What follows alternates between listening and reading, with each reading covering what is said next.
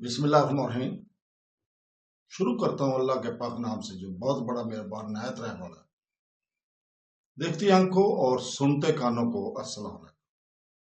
بہنوں، بھائیوں، دوستوں اور بزرگوں، اسلامی اسکالر، صوفیہ کرام، ثقافتی ورثے، اسلامی فلسفے، اسلامی تصوف اور تاریخی شخصیات کی معلوماتی سیریز کی آج کی ویڈیو میں ہم شاہ محمد فرید الدین بغدادی کی سوانحیات اور ان کے مزار کی تاریخ کو بیان کر رہے ہیں۔ شاہ محمد فرید الدین بغدادی، جسے اعزازی لقب شاہ صاحب کے نام سے بھی جانا جاتا ہے، 17ویں صدی کے ایک عراقی صوفی بزرگ تھے جو جموں اور کشمیر کی وادی چناب میں اسلام کی تبلیغ میں اپنے اہم کردار کے لیے مشہور تھے۔ 1581 عیسوی 1000 ہجری میں بغداد میں سید مصطفی حاکم پیدا ہوئے جو محترم شیخ عبد القادر جیلانی کی اولاد سے تھے۔ شاہ فرید الدین کا تعلق اسلامی علمی اور روحانیت میں گہرا تعلق ہے۔ اپنی دینی تعلیم مکمل کرنے کے بعد شاہ فرید الدین نے ایک وسیع روحانی سفر کا آغاز کیا۔ انہوں نے مکہ میں حج کی سعادت حاصل کی، جہاں ان کی ملاقات شیخ جلال الدین مغربی سے ہوئی، اور اس کے بعد شیخ محی الدین قادری سے ملاقات کرتے ہوئے مصر کا سفر کیا۔ ان کا سفر سندھ اور آگرہ سے ہوتا رہا۔ آخر کار اسے 75 سال کی عمر میں سن 1664 عیسوی 1075 ہجری میں کشتوڑ پہنچے۔ کشتواڑ میں شاہ فرید الدین نے ایک خانقاہ قائم کی اور اپنے آپ کو تبلیغ اسلام کے لیے وقف کر دیا۔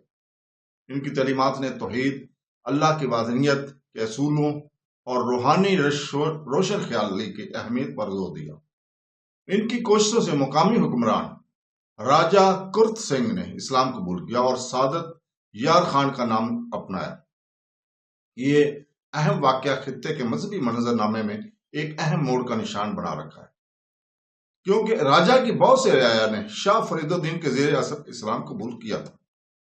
شاہ فرید الدین کے میراث ان کے بیٹوں کے ذریعے جاری رہی، جن میں شاہ اسرار الدین، شاہ اخیار الدین اور شاہ انوار الدین شامل ہیں، جنہوں نے خطے میں اسلامی تعلیمات کو پھیلانے کے لیے اپنے مشن کو آگے بڑھایا۔ ان کی اولاد نے وادی چناب میں تصوف کے قیام، روحانی عقیدت اور فرقہ وارانہ اہم آہنگی کی ثقافت کو فروغ دینے میں اہم کردار ادا کیا۔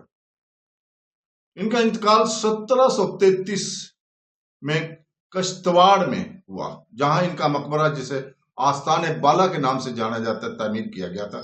کشتواڑ کے مرکزی بس اسٹینڈ سے تقریباً 1 کلومیٹر کے فاصلے پر واقع یہ مزار عقیدت مندوں کے لیے ایک قابل احترام مقام بن گیا ہے۔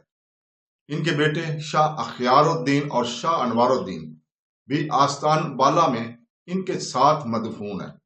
ایک اور بیٹے شاہ اسرار الدین کو کشتواڑ میں پریڈ گراؤنڈ یا چوگان کے جنوبی کنارے پر واقع آستان پایان میں سپرد کیا گیا تھا۔ شاہ فرید الدین کا سالانہ عرس یوم وفات بڑے جوش و خروش سے منایا جاتا ہے، جس میں مختلف عقائد سے تعلق رکھنے والے ہزاروں عقیدت مند آتے رہتے ہیں۔ یہ واقعہ ان کی تعلیمات کی پائیدار اثرات اور پیروکاروں کے درمیان ان کے گہرے احترام کی نشاندہی کرتی ہے۔ شاہ محمد فرید الدین بغدادی کی زندگی اور کام پر برصغیر پاک و ہند کے روحانی اور ثقافتی تانے بانے کی تشکیل میں صوفی سنتوں کے گہرے اثرات کے مثال دیتے ہیں۔